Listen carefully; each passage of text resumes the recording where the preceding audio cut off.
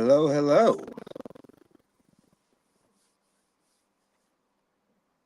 I can't hear you. You can't hear me? Oh, I can hear you now. Oh, okay. I was about to think it. We've already had gremlins today, everybody. So Yes, I have a horrible echo on my end. I'm not sure if you guys can hear it. I hope you can't. If you do, please let me know in the chat. I'll try to restart my phone, do whatever I've got to do, and I can always jump back in. So how was New Orleans? New Orleans was awesome, but it was a rough trip there, a rough trip home, and I was so busy the entire time I was there that I got to enjoy the last night a little bit. That was great. The rest of the time I was wide open and viewing people and doing the thing, and then we had investigations both nights, and but it was great. I've never been to New Orleans that I wasn't working like as a medic trying to help, after some disaster or Mardi Gras. So it was a very different experience. I got a shout out to Chris and Jennifer. They had an awesome event. We've talked afterwards. There's already one planned for next year. I did see a poster for that. Yep, and I'm already excited about it because we're going to be part of it. And Nice. It was a great event. And I don't know, being in the city where we were, it's going to be a little different next year. It's going to be more catered to like conventions and stuff. So we're going to be at the Sheraton. Because he's already announced this, not something he hasn't said. This year, don't get me wrong, the hotel was good, but we're just moving up and better. Nice. I like it. Yeah, so I do have to say something for all of us, and if I don't make it through without crying. I was gonna bring that up actually myself. I was gonna say, for all of you out there who watched the Wicked Wednesday block, if you have not heard the news, it's not easy for any of us to deal with, and our thoughts and prayers go out to Angie and Shane. And we're just, all we can do is offer our thoughts and prayers. If you're not in the know, it's not my business to put their business out there. I'll just say that Shane is very sick, and Angie, his wife, is having a hard time. And I'll be honest with you, I'm having a really hard time. But I'm here, and I may have to pop out. And if I do, just understand that it gets a little bit much. But there's a lot going on. Thoughts and prayers to them. Angie's having a real hard time, and if anything changes, of course, we'll put it out there. But as of right now, everything's still the same. I mean, obviously, I don't believe Angie's watching the show right now, but Angie, if you see this on the replay, we love you guys. Yep, exactly. So first things first, can we go ahead and bring in the co-host who attended the 2026 Paranormal Truth Seekers Expo with me this weekend at Nashua, New Hampshire? Hi. Thanks for having me on. Yeah, absolutely. Guest co-host. So Morgan, let me ask you, what was it like getting up there doing your first speaking panel? I will say, having to talk about myself, I did horrible. But once I was done with that garbage, I did amazing, I think. No, you did really well. You did really well. For those of you who did not attend the event, you missed an awesome event. There was a lot of great people there. We had Jimmy Pettitino, we had Morgan, you had myself, you had Jeremy Cotter. And one of the surprises that I did during my speech was because I was scheduled to speak by myself. I can't get up there and talk for an hour about myself. I'm not that egotistical. So I was like, you know what? I had this idea, and I was like, I would love to bring Jeremy and Morgan up there about maybe 20 minutes into the speech, and we just have a panel. Nice. And they loved it. They went for it. And let me tell you, we had a great crowd. Carl Johnson came in, sat in on the conversation, and asked a really interesting question about shadow people. We're going to touch back on that episode or that conversation when I have Carl on. I think it's October 14th. So that's going to be fun. Lee, we know we have an echo. Thank you for letting us know. We're having issues. Gremlins as always. But thank you. So Gwen, what I'll do is, because the echo's only on me. Okay. I'll exit out. If you want to go ahead, you and Morgan, go ahead and introduce the guest, Samaia. Okay. And then you don't want to introduce her before you reboot it? I can. Good point. Do that. So someone else who attended the Spirit Seekers Expo with us this weekend, the enchantress, sorceress, and healer, the amazing person. I love this woman to death. She is awesome. She is so kind. Samaia Eldraath. Hi. Hello. Hey, Hello, everybody. Hello. How are you? Good evening. I saw her grinning in the background, so yeah. I am great. I am very good tonight. Balanced, centered, calm, and relaxed. Awesome. So, Samaya, I'm going to exit out real quick and try and come back in for like the 8th time tonight. See if I can get rid of this echo. Okay. I will be back. You guys carry on the conversation. You do your womanly thing, whatever that is. Okay then. Let's see. Russ is. I don't know if you can read this. Yep. Morgan, can you see it? I can. Yes. No, she told me all about her. So Russ is actually my daughter's boss for one of her jobs. She told me all about her day today. Yes. Hi, Russ. So I believe if I remember correctly, Samaia, well, Gwen, you can tell me if I'm wrong. Nate typically will ask the guests to tell the audience a bit about themselves. Yes. Okay. Let's see. My name is Samaia Eldraath. I am the owner of Samaia's Golden Pyramid. That is my magical and spiritual shop where I create handmade spiritual and magical products ranging from oils and magical salts, energy boxes, magical sprays, and the sort. I actually prefer my products to even doing one-on-one healings because I can put all the healing into the products and get them out into the world much faster than doing like a one-on-one healing, which I still do. Universal white time healing. I use my tuning forks for sound healing. And I do psychic intuitive readings and Akashic Records readings. That is a lot. And actually, you touched on a couple things I was gonna want to ask you about. But do you mind if we start the one that I'm the most curious about, the Akashic Records? Would you like to go into more Sure. detail about that? Because I know not everybody knows what that is. Sure. The Akashic Records are the records.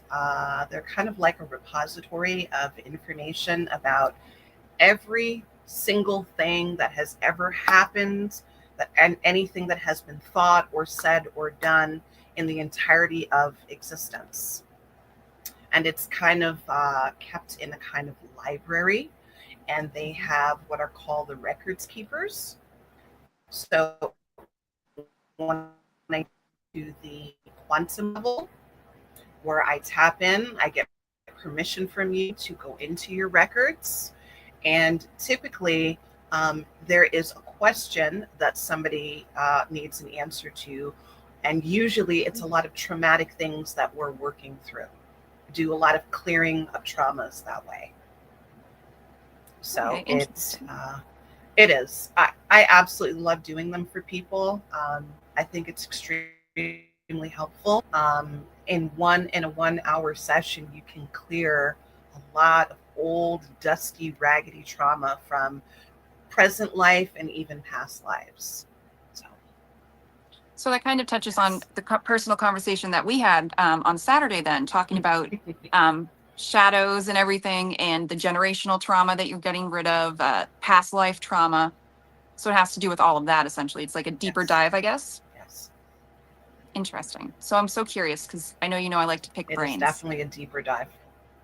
It is, but it's neat. Yes, and you know what's really interesting, though, is sometimes when you ask a question and you think the reading is going to go in one direction, all kinds of stuff can pop up from past lives or parallel lives, and that will shift the information that is being given to you.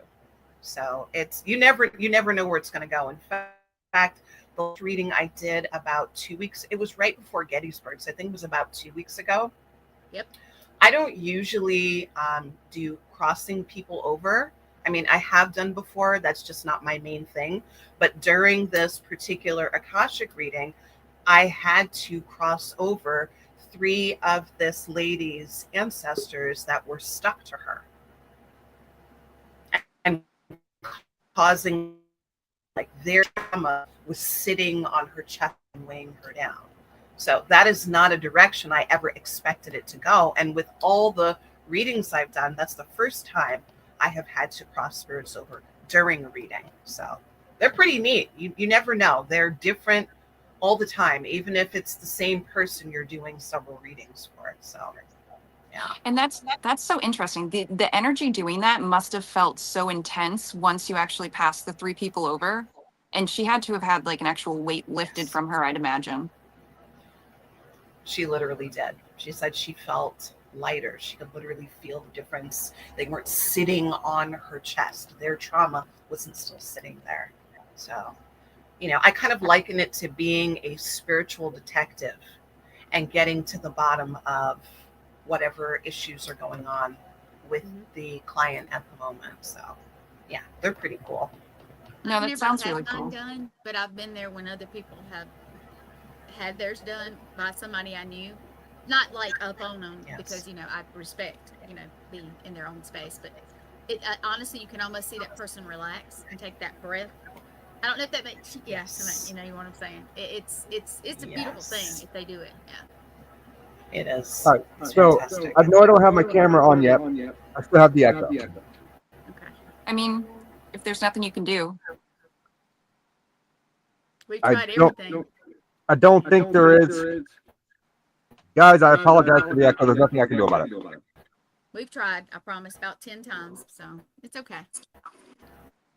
So I have a question. Because like I said, I love poking at brains of other, people with abilities. So I know you help people heal their trauma, but do you ever have in conversations where you have no means of doing it? You're not trying to look for anything on them, but their trauma just happens to organically pop up in conversation. And in a way, even when you're not trying to work, you're still working. Yes. Poking at shadows. Yes. Sometimes if people are just having a conversation with people and something that they say will make my antenna go up, and I'm like, ooh, that trauma response. And then it's like, I want to start probing and getting into it, because it's like, ooh, I can feel it. I can hear it. I can see literally the trauma energetically taking shape around. And it's like, ooh, I would love to just clear it. I would love to just clear it for them. Like, let's do a quick session and let's get that shit cleared up, so you're not weighted down by that hideous mess. It's like carrying around a big bag of bricks. It's like, let's put those bricks down. Yes, and people don't realize that.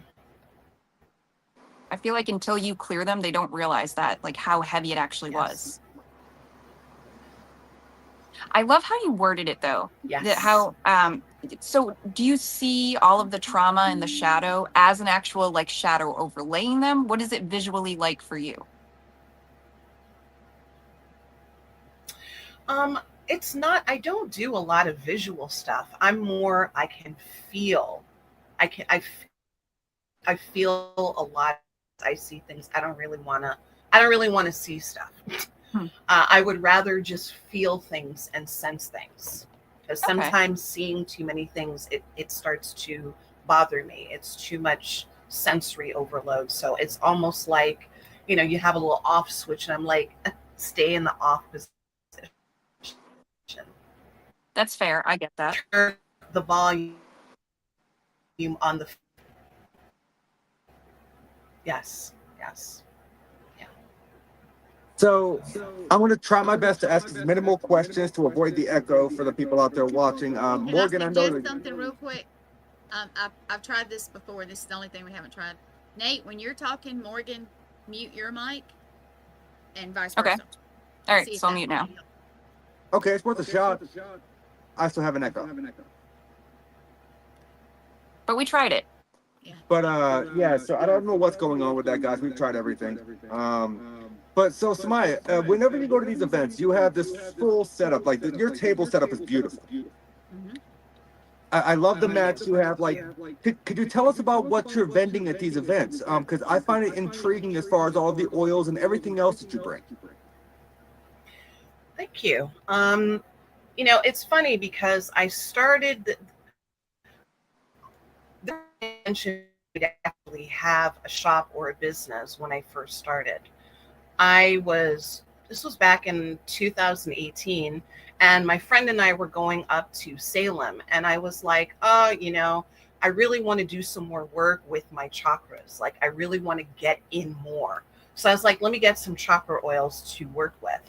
So we went up and down on Essex Street, and I didn't like the smell of the majority of those. And I was like, fuck, I'll just have to I'll just have to make some myself.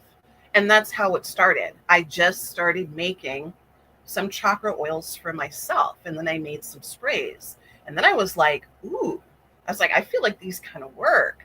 Maybe I should start making them. Maybe I should start selling it. And then they're like, yes, sell them and start making more things. So then I just started making more things, and they pretty much tell me what to make and when to make and how to make the thing. So it's all of the products, no matter what collection they're from, everything is geared towards healing. Even the defensive magic products are for your healing. It's kind of like helping you to take power back from people that are doing fucked up, nasty energy to you. So Yeah, everything is for the purpose of healing. see, and I love that. I know when I was at your table, holy crap, well, there it is again. As soon as I start mentioning the echo's gone, it comes back. But when I was at your table, there was one oil that you had. The name of it just made me about bust out laughing. The Raggedy Bitch oil is what I think it was called. Raggedy Bitch. Yes. Yep. Yes. That is a recent addition to my oils. I think at that time I was doing the fairy summoning oil, the werewolf summoning oil, the dragon summoning oil. And then when I was making the dragon summoning oil, Tiamat wanted in. So then I had to make her oil. And then the Raggedy Bitch oil. You know, this couple of particular people really had pissed me the fuck off. And I was like, you know what? You dirty fucking bitches. I was like, you know what? This is actually inspiring me to make an oil because I know I'm not the only person that feels this way. So hence the Raggedy Bitch oil for those jealous hoes. And I literally have that in the description for the jealous, for the, yes, for the jealous ass hoes. Yes. Yep. I got to say, all your oils and everything you have is not overwhelming. Some of them are so strong you can't be near a table. And no offense to anybody, some people like, but yours are not. Yours are very good as far as not over, just knocking you. Table. And one of the spirits will pull them in, and they will be drawn right to a particular oil. And the funniest thing is when people get drawn to the fairy spelled truth oil. Okay, it's a spell by the fairies to learn the truth about a person or a situation. And I have seen many people come to the table, they make a beeline for that oil, they pick it up, look at it, and they go, and put it back down. Or they'll say to me, I'm not ready for that. So it's actually pretty because they got something to hide. Yep. Funny. People don't want any parts of the truth. Yep. So it's funny. So it almost sounds like when it comes to these oils, it's whenever you make them, like I used to do candle making. I would grind up rose petals, put them into the melted wax and all that good. It's the intention behind the oil when you make it. Yes. So it's kind of like a similar aspect, correct? Yes. Everything to do with magic, everything to do with spirituality has to do with your intention. Yep. And if your intention is coming from a good place. Two people can do the exact same thing, but it will feel differently from both people because one person you may sense like this doesn't feel sincere, and another person you can be like, this feels so much better coming from this person because I know that their heart is pure when they're doing or saying something. That's fair. So I agree with that 100%. intention is, oh yes. In your statement is very interesting because that's actually what I was going to say, because I typically will not buy candles that other people have made. I will not buy oils, but I did buy there's my camera. I did buy yours because you can literally feel the energy coming off of this bottle. Which one do you have? The healing, it's the regular healing one, right? And it Yes. smells amazing. Samaia? Yeah. See, they It do. does. They smell amazing. And I like- would wear that. when was I a kid as I well. would personally wear that on the day that I forgot to wear deodorant. We appreciate that. Yes.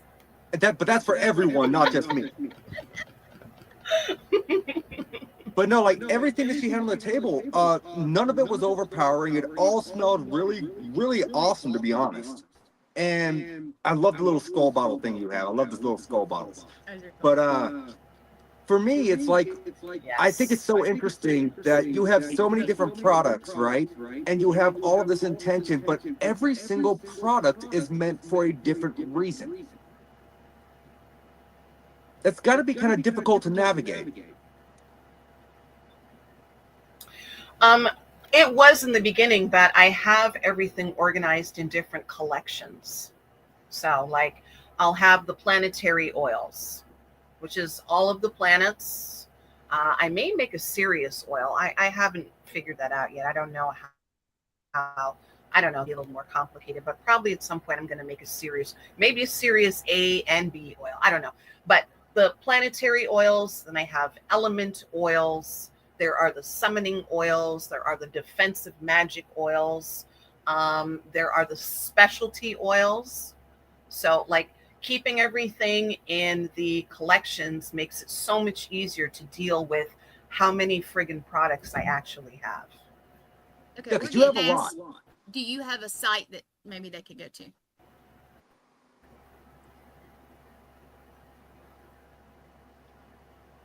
I'm sorry, I couldn't hear. Are we stuck? Oh, yeah. We were for a They're second. asking, do you, yeah, Okay. they're asking, do you have a website that they could go to for your products? I have an Etsy shop, which I'm trying to get away from. I'm trying to shift away, excuse me, from that into a website. So I can have my products on there, all of my services, and all of those different things, because Etsy's getting very raggedy with their pricing. Yes. So some of my newer products I have not even listed on Etsy yet. But what I can and will do is I can make a little video catalog of the things that I have. I made one a long time ago, but I really need to make a new one for all the new products that I have. So. Okay. Well, if you need That help would be making that helpful. video, just send me some photographs. I'll make you a video. Oh, cool. Oh, wow. Thank you. I have no problem doing that to help you out. Oh, yeah, that's Thank cool. you. I appreciate that very I- much. So if you ever decide to make an oil to cure resting dick face, I need that. He Not enough does. oil in the world, baby. Not enough oil in the Resting world who for you. face? So Resting bitch. females have resting bitch face. I have resting dick face. Oh, my. He's gonna need a whole tub of it. It won't help. She'll make a special batch just for you, Nathaniel. Look, you A have no idea, special like, batch. unless I'm laughing, I really don't smile. You have no idea how many people will be like, "You need to smile more." I'm like, "This is my smile." Like, I what have the fuck do you one want? picture that I use on the ads when I can that he is smiling in. One picture. It's very rare. And I had to search. You have no idea to find it.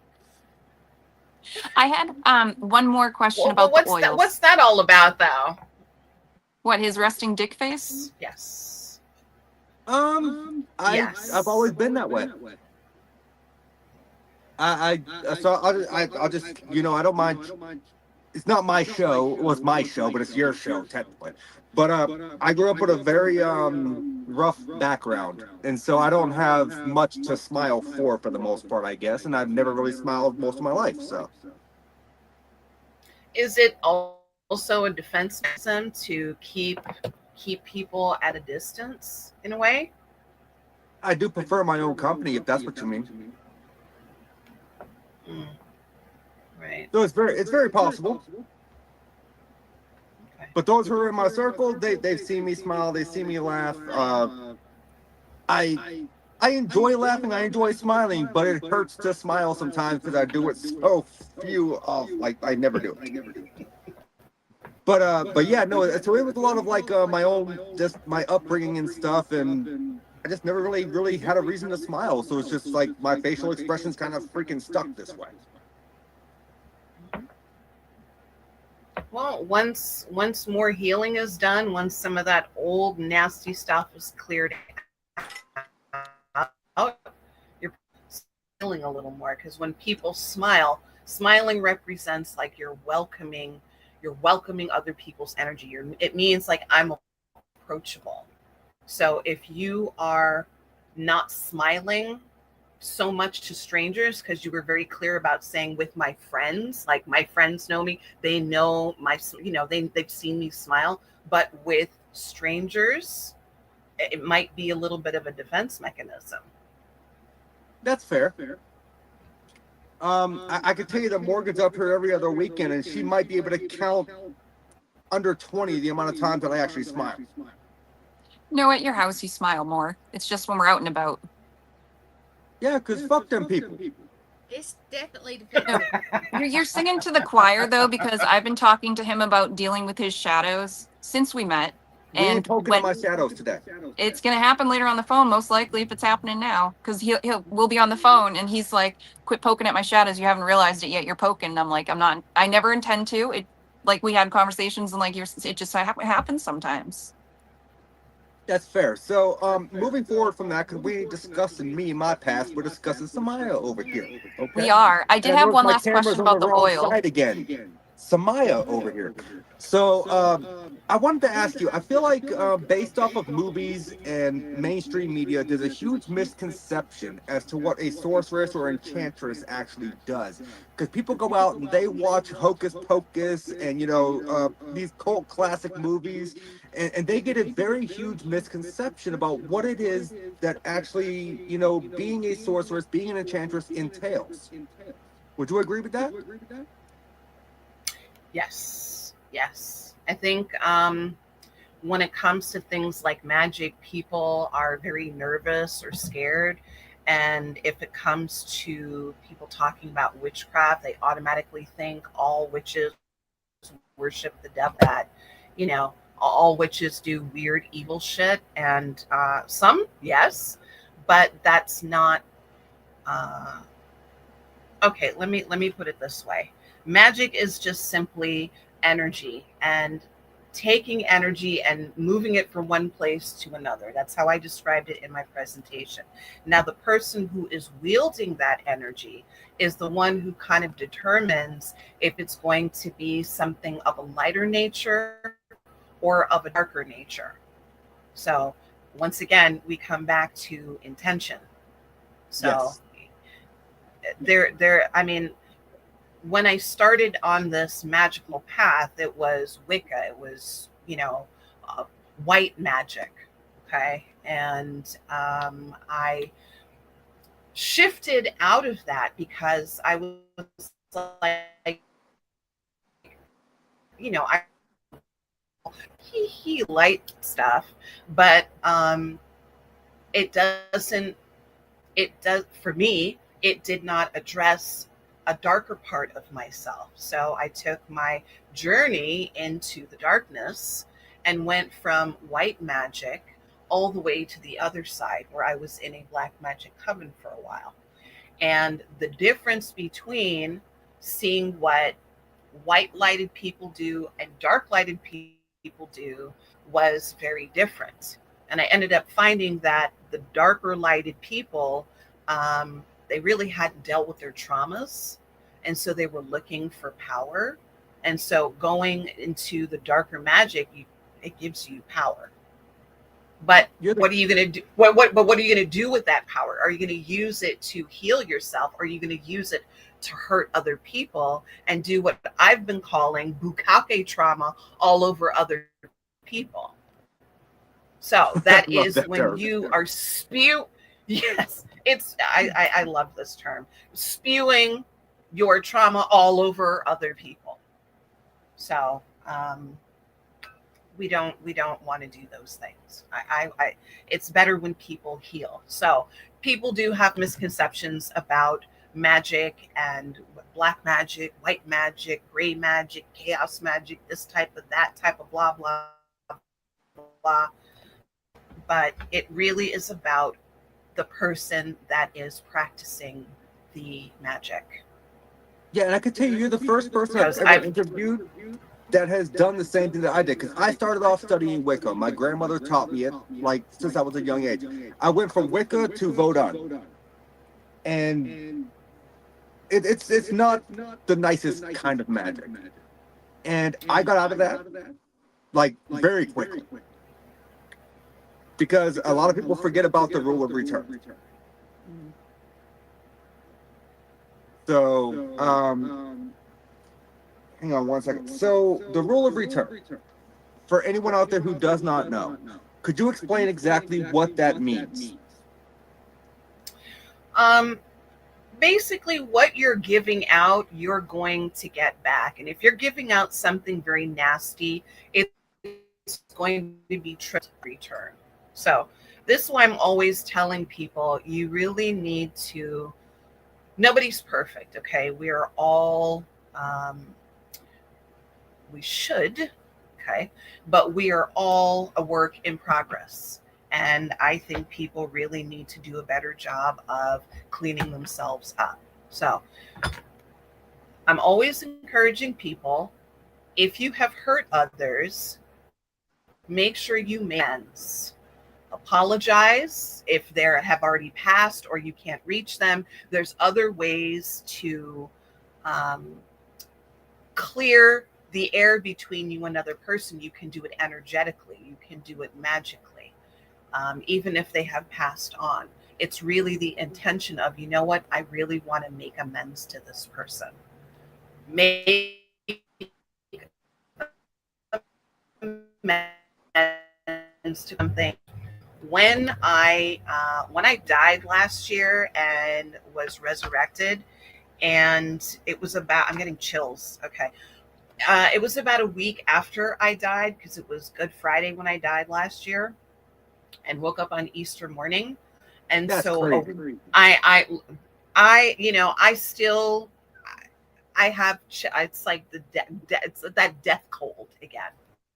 Like this cold that you can feel, that I always call the death cold, that is specifically associated with death. All necromantic things, that very icy cold, the cold that seeps into your bones. Almost like you can see your breath, but you feel it in your bones. Yes, exactly like that. Yes. But I've almost drowned 3 times, so I've kind of, I did not actually die, but I've almost drowned 3 times. I know exactly the cold you're talking about. Yes, that's a different kind of cold. And I was never somebody who really believed in like, oh, judgment day is coming and blah, blah, blah. But it was explained to me that motherfuckers need to get it together. So even before I died, it was, you know, spirit was always pushing me, you know, you got to get this message out. People need to heal. They need to clean themselves up. Like, stop bukkake traumaing all over people. Get yourself cleaned up, become a healthier, better version of yourself. After I died, and there's some things I saw, and I don't, it was very clear to me, the hammer is coming. The hammer. So people that are out here just doing nasty, fucked up shit all the time, you're going to get your fucking head knocked off. Yeah. If you don't get yourself cleaned up. And I feel like people are being given like a grace period to get their lives together. And every person knows what they've done or what they've not done. So just clean it up. It doesn't matter if it's, you know, coming to me for services, just go to somebody and get some damn help. But clean yourselves up, because literally judgment is actually going to come. Yes. So. Yes. And for the record, you need to trademark that bukkake trauma thing before someone else steals it. That's true. And for anyone out there in the chat, if you don't know what bukkake is, Google at your own discretion. Yes. I am not telling you to do it, but if you do it, don't come at me for your trauma after you see it. I'm just going to tell you that. But I wanted to touch on this real quick because I already have them out here. I got 2 different objects that I have in front of me that I want to ask your opinion on. Mm-hmm. What do you think about sage? Do you think it's a temporary fix, or can this be a permanent thing? Any kind of smudging, I don't particularly like is uh, else, one of the tools that you can use to help clear a space, to help clear a person, but it's not necessarily for permanent things, because it's something that you have to do kind of frequently. You smudge a space, you smudge yourself, you know. And I have told so many people it's that definitely a good tool, though. It's a powerful tool to use, but it is not an end all be all. I agree. And a lot of people do smudging completely incorrectly. And when you do it incorrectly, does it still work because of the smoke and the properties? Yes, but it's not going to be, you know, as powerful. But also, if you do it completely wrong, it could make. Sorry. No, please go ahead. Oh no, I was just saying, if you do it completely wrong, sometimes it amps up activity. If you're trying to get rid of the negative things that might be going on or clear things out, you're just gonna. If you screw it up, it could cause issues. Yeah. Yes. And then once again, we come back to intention. Yes. We come back to, you know, what is the intention? Is your intention clear? Are you like all over the place, or is your intention very clear? Do you know why you're smudging? Do you know what you're doing? What is the point? What is the purpose? You know, we will always come back to intention. When you did that action, I'm just curious how you got that video of me. Because I don't do that anymore. But I tell people constantly that when you smudge, it has to be a repeatable thing. You don't do it once, and it's not a one and done. It's got to be something that is repeated maybe every 2 or 3 months. And a lot of people misunderstand that. They think if I go in and I cleanse a space, like if I'm doing a, say, a residential haunt and I go in and help the family out, they're like, oh, well, if you can smudge. I'm going to have to come back in about 2 or 3 months and do this again. You know this, right? And a lot of them think it's a permanent fix, but it's not. But holy shit, we've already burned through 40 minutes. So we're going to, I want to touch on these. I don't know how to use them. I know it's a Tibetan singing bowl, correct? Yes. And I don't know how to use it. I didn't even know until the pre-show guys this was a stand. I thought it was a bracelet. Like that. It would look fabulous on you. You could wear it as a bracelet. That's just not the intention for it. Oh my God. Fabulous. Fabulous. I have the one that has the pillow that goes all the way underneath it. See, y'all, I do have a sense of humor, but no, I did not know there was a stand, but I also don't understand exactly how it works. Like, I know it has to do with frequency and the sound waves, and I know it's used mainly for aligning chakras, correct?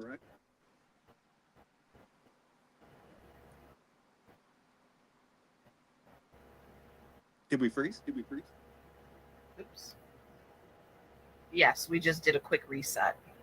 Okay. We were buffering. He was asking, is it just for chakras? I use it for other things for myself, Nathaniel, but I think maybe everybody does a little something different. My whole reason I wanted to ask that, because on the case it has like the guy with the chakras. Yes. So I was just curious, is that mainly what it's used for? Is energy healing and chakra movement? It can be. It can also be used for clearing as well. It can also be used for clearing spaces with the sound. Ding, I didn't know that. Yeah, just like a bell. A bell will clear spaces too. Oh yes, nice loud ass bells. I have good loud friggin' bells that will break up all kinds of weird stuff. And so is that a similar aspect to like using a tuning fork? Yes, because it's a type of sound healing using frequencies. And since you had said something about tuning forks, I took out 2 different kinds of tuning forks that I have. Yours look cooler than mine. This is my first one. What is that? What is that one? 432. Oh, okay. 432. I don't know. It was purple, so I grabbed it. a yes. It was purple, so I grabbed it. Well, it's pretty. But it is. It's pretty. Yeah. This belongs to my set of chakra tuning forks. So it has particular frequency and color that matches the chakra. And this is what's known as a weighted tuning fork, which has these little pieces on there. When you hit it, you can also use it on your body, use it against your body. And I have like a crystal boot on it. So when I do that, I can put it in my heart space and then I can move it around. Interesting. When I put the little boot on it. And the weighted fork you can also have by your ears. Okay? Where you would hear the sound. The unweighted fork you just put by both of your ears. They don't last as, like, the sound doesn't last as long, it doesn't reverberate as much. And then you would have it, next to one ear, and then you would move it over to the other side of the ear. I also have this really neat thing that, which one is this? This is Dantian.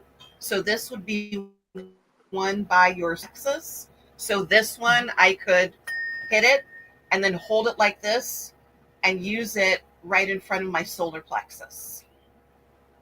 So there's all kinds of like neat stuff you can do with the tuning fork. It's really cool. It's weird that every time you hit that, I instantly got cold chills. Ooh. Ah, I have no idea what that means. okay.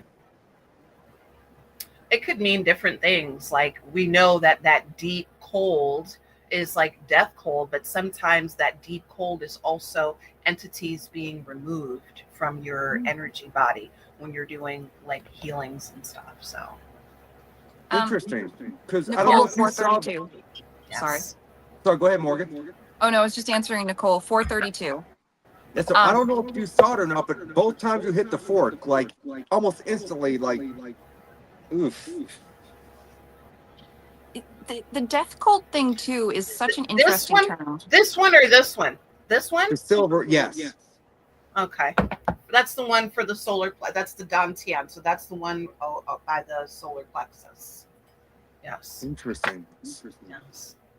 What were you saying? I just didn't like the feeling. Like it like it was a weird pain right here, and then almost like here, and cold chills. Because it's stuff that you need to clear. It's stuff that needs to be clear your energy body. Fine, Morgan. I'll let you That's poke at shadows, just not tonight. Okay, because I know exactly what it's about. Mhm.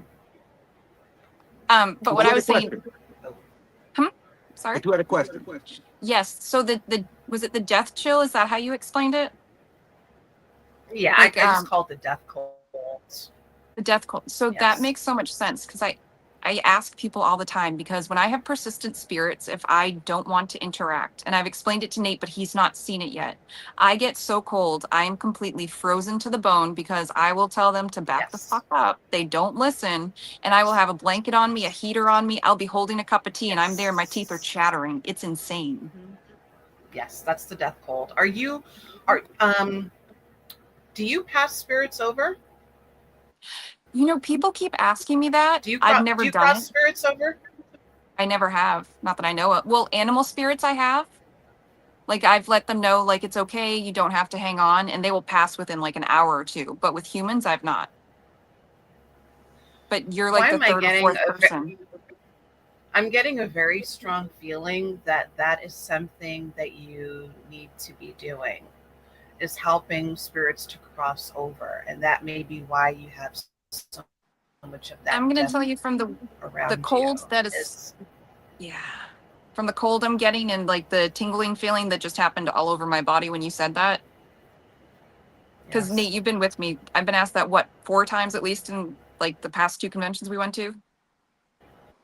5? Oh. So I'm just blocking some out at this point. I asked you 5 at, that I can Broadhead. recall. What, Gwen? I asked you at Broadhead the same thing. Did you? Yeah, I blocked it. Was it when I was drinking whiskey? Probably so, yeah. Look, you got to have fun at these conventions, right? But no, thank you for telling me that, Samaia, because I feel like Can I part of tell me you knew about that, but I mine? ignored it. I was a paramedic. So you may not realize I was a paramedic for many years, worked in the hospital, saw a lot of stuff and never accepted it.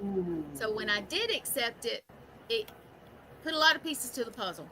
And when I started doing things that I was supposed to be doing, when I was meant to be doing all this time, I was actually helping people cross over and did not realize it before I accepted what I was doing. But I didn't realize it. And when I realized what I was doing, I felt so much better and so much centered and everything. And it helps. But the tuning forks also, they helped me get rid of my headaches. I used to have really bad migraines. Mm-hmm. Yes, it's the frequency. Yeah. So you go ahead. I'm sorry. For your, I would use like third eye and crown.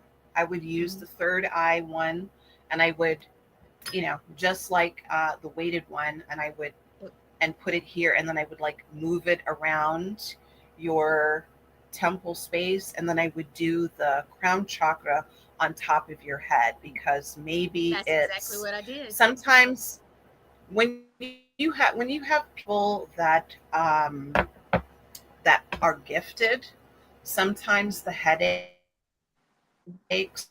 are crown chakra, and a lot of times it means that your chakra needs to be cleansed and opened, like widening the chakra to allow more of that energy to come in. So one more question from my notes, and then these are going out the window, as I told you they probably would. So you also do Akashic record readings, right? Sorry, that was my first Yes. question when you were rebooting. Yeah. Oh. Well, you she already asked answered it. Well, she already answered it. So you know what? You might have a different form of the question. You had follow-up questions for That's what things. you want to know. Yeah. No, my curiosity, Yes. which I'm sure Morgan asks, is how does that process work?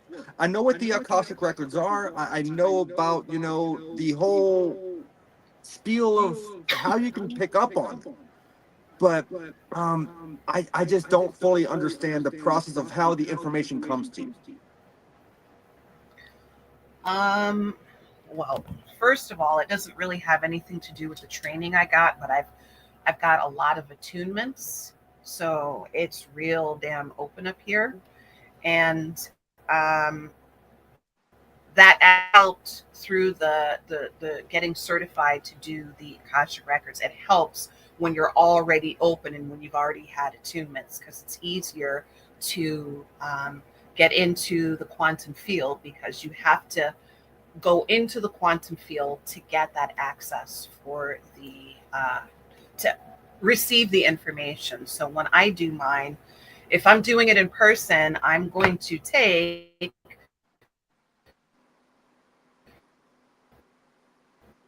eight to work my way starting at the root and go all the way up to your crown and then to the 8th chakra, just to align and open them. And then I go into the quantum, and I have my little opening. I have a little opening speech that I use. And then you have to state your full name so that you're giving me to enter your records, which I can go into anybody's records, but the way that we were trained, you need to ask permission to do that. That's good spiritual hygiene. You make sure you ask and you get permission first to do that. That's fair, because you know how many times I've been here with Morgan, and she has said, "Hey, I'm picking up on something. Is it okay if I continue?" Nice. Yes. That's how you should do it. It's the You know ethical what the thing odd to do. thing is? I'm gonna mention it now. 10 minutes left. The echo's gone. Yeah, it is. I don't know what the hell's going on with that, but that just really, I'm going to use a Peter Griffin term from Family Guy here and say that grinds my gears. Oh, it's And it's it's there. back. It's just faint. I shouldn't have said it. But, so, this out the window. because right now we're about that. So let me ask you this: when you go to these events, right, and you do your public speaking and you have your table, like, what is your favorite part of going out and doing these events? Like, is it the lecturing? Is it the people you meet, the connections you make, the impact you make on others? Like, what is your favorite part of doing these public events? We all have a favorite part. The first part is that's for, and it's really amazing because people will come to, perfect strangers will come to my table and they will bare their friggin' soul to me right away. They, first of all, they know they can, and they just do it. They wouldn't even tell these things to people that they know, or they might not even say these things. But I love and appreciate that people can come in and they just tell me whatever it is, and they're open and they're honest, and that helps me to be able to help them. So that process of getting these things into people's hands and knowing that they have something that is going to be able to help them, or setting up readings for people for another time, being there and knowing that I'm fulfilling my purpose of helping people, that makes me very happy. That makes me feel grounded. That makes me feel really, it just makes me feel really good. We're not laughing at you. Vince said this podcast looks like trouble. Yes, it can be. It is. Yes. It is, and we've been having gremlins all night. All night? Yes. But I we're love making your it answer, work. though, Samaia. I That loved was your a great answer. answer. Thank you. But it's true though. Like, I always find that when you really speak from the heart, everything just sounds better. Everything just feels better because it's coming from a real place. And I haven't done tons of presentations at these. I'm trying to push myself to do more, because the work that I'm doing and the message that I bring to people about the importance of healing, that to me, that's really important, and that really needs to be out there more. So like even this weekend, at the Witch Trials 2-day event in downtown Hartford, I'll be doing a presentation there. It's supposed to be on the laws of the universe. I don't know. Depending, I might switch it to my presentation on the importance of healing, or I might throw in a little bit of that, like I did with the presentation on magic and the paranormal. I felt like I needed to throw in talking about magic, talking about the things that are magic in the paranormal, talking about psychic attacks and how to identify them and everything, but then also the extreme importance of healing and how people's greatest form of protection against anything negative is fucking healing. True. Yeah. And I can tell you, people in Hartford, they need it. Yes, they do. I that is one of my most hated. I hate Hartford worse than I hate Boston. Oh, that's a big deal. Look, driving through there last year to go to the Connecticut Paracon, fuck Hartford. Oh, wow. Those people are angry about something, but they were angry at me, and I was just trying to drive through.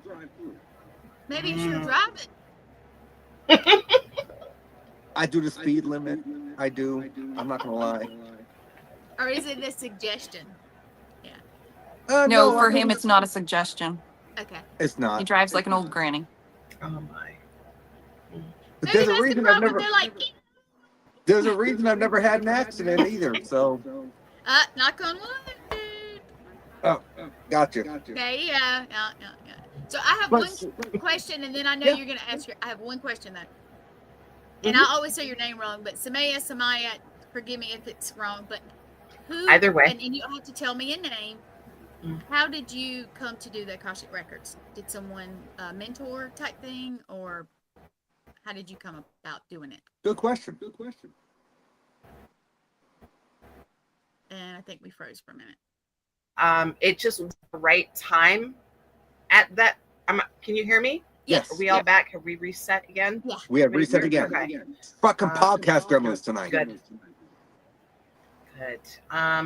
It's something I really always wanted to do, but there has to be the right time to do something. Yes. And back in 2023, I wanted to get into this course, but there was a long ass wait list. And then I was able to get into the following semester when the hell did it start? March? I can't remember. March or April. I think it was March when we started the course. And it was important to me to get certified, not just take like some quick ass weekend course, crash course. I wanted the full drawn out understanding of the records. Right. And how you can start with one thing. I mean, they go so deep. The way that my instructor was, she taught us to journey to the center of the earth for your damn Akashic Records. Got to go all the way down. There's trauma stuff comes in layers. Okay, as we want to go all the way down to the root.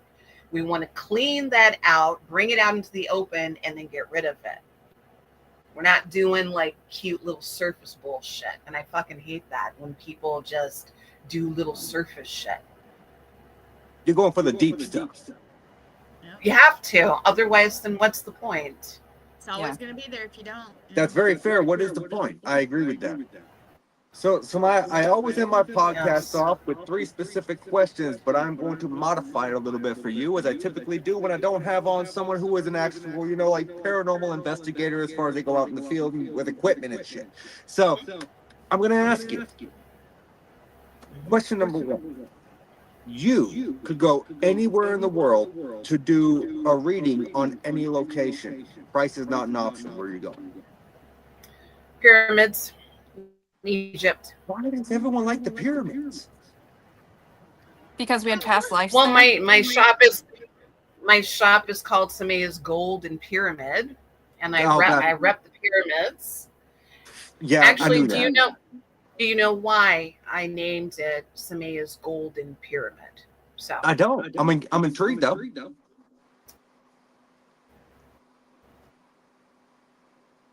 When you invert it this way, it is when you're doing healings for your womb space. Okay, you will go like this. So it's an upside down pyramid, and you would put it over your womb space. Okay. Mm-hmm. Our wombs are our spaces of creation. It's a woman's miniature connection to the universe. Okay, we do creating. We create life. You create ideas. We are creators. Even if one has had a hysterectomy, it doesn't matter. Energetically, it's still there. That's why we're called the womb men. Okay, only women can have that. Natural born women. I'm sorry, but I need to say that. So That's fair. That the pyramid, my womb space, is where these creations come from. And the color gold is a very cosmic and regal color. So Samaia's Golden Pyramid. I like that. Yes. I like that. That's a very well thought out name. I absolutely understand that now. And that's actually really, really well thought out. Yes. So we're going to the pyramids. We're going to Egypt. Yes. You can bring one medium with you. They can be alive or dead that you have always had an interest in possibly picking their brain or working with. Who you're bringing? I really don't know how to answer that. I don't know. I have to come back to that question. That's fair. It's not the first time we've encountered that before. But I know kind of like everyone has someone that they admire. Does it have to be a medium? Does not. I did say medium, Okay, and that was my bad. I was motor mouth there. So. Oh, okay. My mentor. I really love my mentor, and he has taught me. He has taught me so much. He has saved my life. I have learned so much from this man. So I would really just go anywhere with him because I literally trust him with my life. So my mentor, Shiva. I like it. It's an actual person. I assumed it was. But yeah, no, I wanted to ask you a question about mediumship earlier, and for some reason that popped into my head mid-sentence while I was asking that question, so that's why that came out that way. So we're going to the pyramids. You're bringing your mentor. Yes. I don't know if you believe in ghosts and equipment or not, but you can bring one piece of equipment with you. Now, it does not have to be one of those blinky, lighty lights. Oh, let's emit some noise. It could be metaphysical equipment. What are you bringing with you? Just one thing? Could I bring my little kit with me? One thing. Okay. Crystal. I would bring a crystal to gather energy and put it into the crystal to take it with me. Oh yeah. That's a great answer. That is awesome. And I know I was a little bit stern on that, but it's one of those things where if your abilities are inherent, I'm giving you one thing to bring. So Samaia, I want to thank you so much for taking this hour to come on the show tonight. I greatly enjoyed having you on. I'm sorry about all the technical difficulties and the echo that I'm hearing that apparently other people are hearing as well. But I thank you so much. Can you tell us, where can people find you? Where can people go and find your stuff? What events are you attending coming up? Okay, where you can, probably easiest to find me on Facebook under Samaia Eldraath, Samaia Eldraath. I botched that name when I introduced her, by the way. It's a listen. If people say Samaia, Samaia doesn't.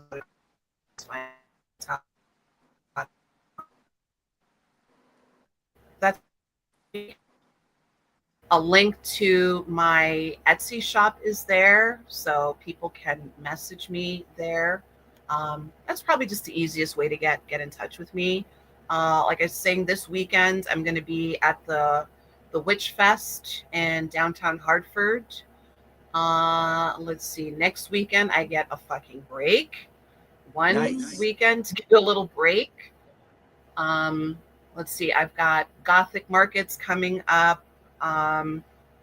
Let's see. I got taken off the wait list for the main Paracon, so I will be there. I'm very excited. I was taken off that long ass wait list, so I am very grateful.